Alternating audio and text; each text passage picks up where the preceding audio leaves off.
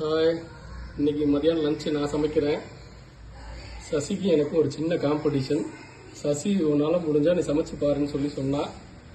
அதுக்காக இன்னைக்கு மதியானம் பாஸ்மதி ரைஸில் வந்து பிரியாணி, இந்தியா கேட் கிளாசிக்னு ஒரு கம்பெனி, அதில் தான் பாஸ்மதி ரைஸ் வாங்கியிருக்கேன்.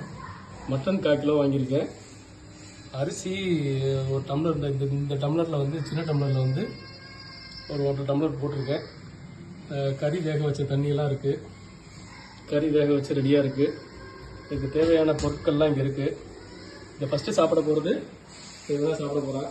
ஹாய் சொல்லு. அதனால் எல்லாம் ரெடியாக இருக்குது. சசி கோயிலுக்கு போயிருக்கா. வர்றதுக்குள்ளே பிரியாணியை சமைச்சு இன்றைக்கி நம்மளும் சமைக்க முடியும்னு காட்டுறோம். இஞ்சி பூண்டு மட்டும் மிக்ஸி கொஞ்சம் கழுவாமல் இருக்குது. காலைல செஞ்ச சட்னி, சரி அது கழுவ வேணாமேன்னு சொல்லி இஞ்சி பூண்டை வந்து உரலில் வச்சு இடிச்சிடலான்னு பார்க்குறேன். அடுத்து நம்ம எண்ணெய், நெய் ரெண்டுமே தேவையான அளவுக்கு ஊற்றியாச்சு. இப்போ வெங்காயம், ஸ்பைசஸ் எல்லாம் போட்டு ஓரளவுக்கு எல்லாம் வதக்கிட்டு இருக்கோம். உரலில் இஞ்சி பூண்டு பேஸ்ட்டு போட்டு ரெடி பண்ணிக்கிட்டு இருக்கோம். வீடியோ இடையில கட்டாயிருக்கும். ஏன்னா நான் கொஞ்சம் இந்த டிப்ஸ் எல்லாம் மறந்துட்டேன். அதுக்காக நான் யூடியூப் பார்த்தேன்.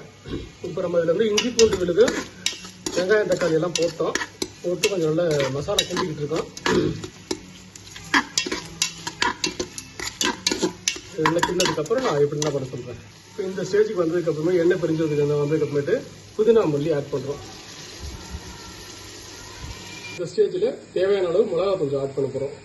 நல்லா புதினா மல்லி எல்லாம் வதங்கினதுக்கப்புறம் மிளகாத்தூள் எல்லாம் போட்டு அந்த பச்சை வடை போனதுக்கப்புறம் நம்ம வாங்கி வச்சுருந்த 1/4 கிலோ மட்டன் இதில் ஆட் பண்ணுறோம்.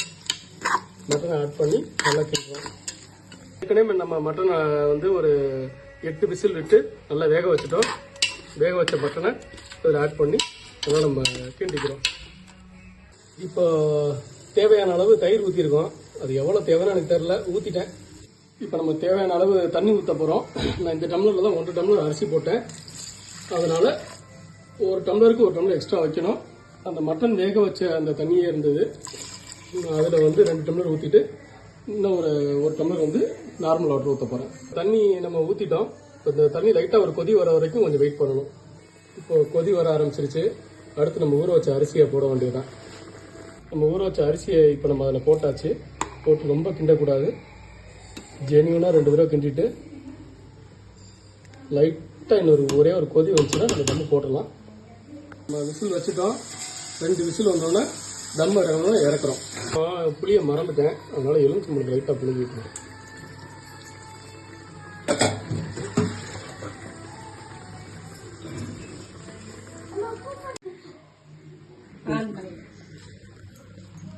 இந்த சசி வந்துட்டு அப்பதான் வெளில போயிட்டு வந்தா. இது வெங்காயம் சாப்பிட்டே ஆளு கொஞ்சம் இதாகிடுச்சு. கரெக்டா ரொம்ப ஓவரா தெரியல. பிரியாணி ரெடி. நம்ம செஞ்ச மட்டன் பிரியாணி. அதான் கோயிலுக்கு போயிட்டு வரா.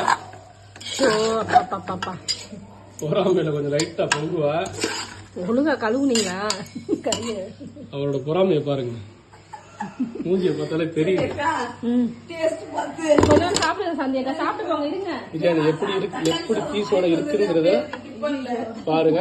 பாஸ்மதி அரிசியில நம்ம செஞ்ச பிரியாணி இந்த அளவுக்கு அவளால யாராலையும் பிரியாணி செய்ய முடியாது. செம்ம பிரியாணி. இது நம்ம செஞ்ச பிரியாணி. ஃபர்ஸ்ட் இப்போ சாப்பிட போறது சாந்தியக்காக சாப்பிடுக்கா. இங்க இருந்து சாப்பிடுக்கா. எப்படி இருக்கு சொல்லுக்கா? சுடுதா என்னக்கா? சூப்பரா இருக்கு. நல்லா இருக்கா?